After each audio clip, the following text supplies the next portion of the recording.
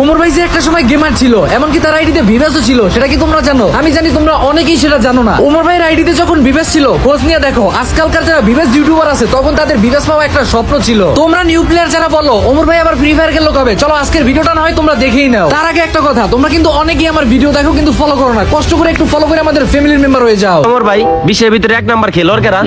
আমার জানা মতে বিশ্বের ভিতরে 1 নাম্বার খেলোয়াড় হলো একজনই, যার খেলা একদম মারাত্মক, যার স্কিলস আর মুভমেন্ট কেউ ধরতে পারে না, যে একাই 4-5 জনের কাইট করে লায়।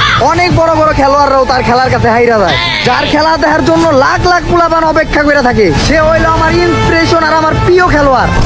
কিন্তু ভাই কে সে? তার নাম কি? তার নাম হইলো জনি সিন্স। কেমনটা লাগে? আরে আমরা তো এই জায়গায় ফ্রি ফায়ারের নাম্বার 1 প্লেয়ারের কথা কইতেছি। ওমর ভাই আমাগো গিল্ডে মনে হয় কোনো একটা সমস্যা আছে। কেন? আরে আমাগো গিল্ডে প্রতি সপ্তাহে মাত্র একটা করে কাস্টম কার্ড দেয়।